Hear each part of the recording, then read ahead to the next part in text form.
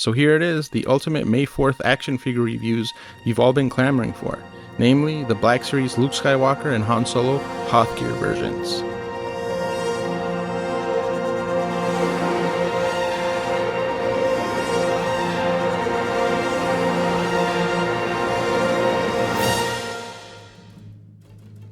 No, seriously. Of all the action figure incarnations of Luke Skywalker and Han Solo, the Hoth gear versions are two of the most significant. Indeed, the character arcs of both characters are interwoven throughout the Star Wars original trilogy. It's through their interaction that the audience is able to grasp when Han Solo turns a new leaf, for example, going from a charming, cynical mercenary who's out for self to an equally charming, roguish rebel who was willing to sacrifice himself to save his friends.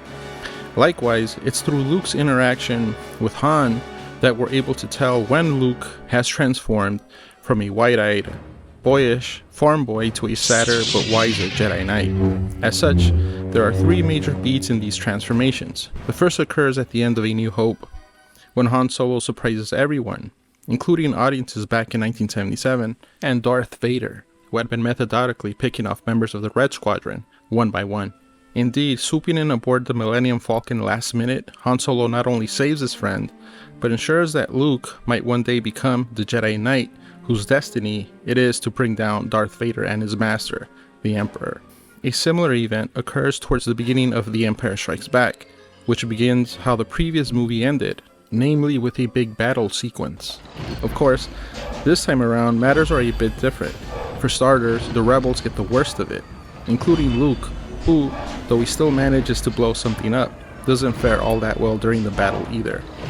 More importantly, to the movie's plot and to the overall trilogy, is the incident that occurs a bit earlier when Luke and Han are out patrolling Hoth's snowy wilderness. During this sequence, Luke of course breaks off from Han to investigate an ominous object that comes blasting down from the sky.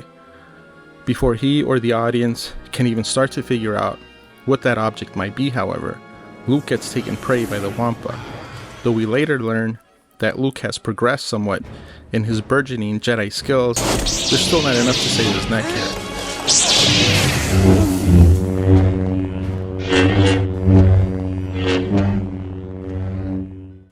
During these events, Han confirms that he has definitely matured as a character, thereby consolidating the bond which he has formed with Luke, who will one day save the galaxy from the Sith. Not coincidentally then, Han appears almost miraculously from behind Obi-Wan Kenobi's disappearing Force Ghost. This of course happens moments after Obi-Wan has given Luke his mandate of traveling to Dagobah to train with the mysterious Jedi Master, Yoda. The entire movie and the saga at this point is focused on getting Luke Skywalker to train as a Jedi Knight in order to save the galaxy from the evil Empire and from the clutches of Darth Vader, who we learn is now obsessed with finding Luke Skywalker. Han Solo will play an instrumental role in all of this. To be certain, not only is it Han who goes on to save Luke from the frozen tundra, marking the second time Han has saved his friend's neck, it's Han's exploits in outrunning an entire fleet of Star Destroyers that allows Luke to continue his training unperturbed on Dagobah. As always, both character arcs are interwoven. Moreover, towards the end of the second act, Luke apparently has learned a few lessons from his reckless ways, most notably from his failure at the cave. But then what happens? According to the hero's journey, there is a moment towards the end of the second act, a moment when everything that the protagonist has learned to this point is called into question by an event that starkly undermines the lessons that they have learned throughout their journey so far. In this case, Luke senses the pain and peril that his friends are experiencing on Bespin, or in that city in the clouds, as Yoda refers to it, thereby confirming that what Luke senses is real. Though Luke's instincts are to rush to aid his friends, Yoda reminds him that this moment is a crucial juncture in his training as a Jedi, as Jedi must learn to form no attachments to others, including those they love most. As we all know, Luke makes the wrong decision. He abandons his Jedi training, flies off to save his friends who are now in the clutches of Darth Vader. In doing so, Luke regresses to his reckless ways, foolishly charging into Bespin and falling right into Vader's trap. Luke has failed. But then again, what was Luke to do?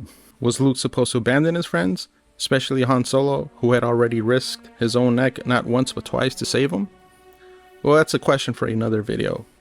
Luke, of course, would then complete the cycle by finally coming to his friend's aid at the beginning of Return of the Jedi, in spite of Han's flabbergasted incredulity. So during this May 4th weekend, I wanted to share my appreciation of the Luke Skywalker and Han Solo Hoth gear versions.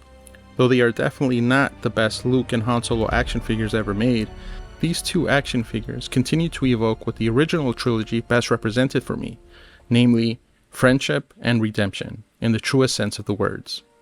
May the 4th be with you.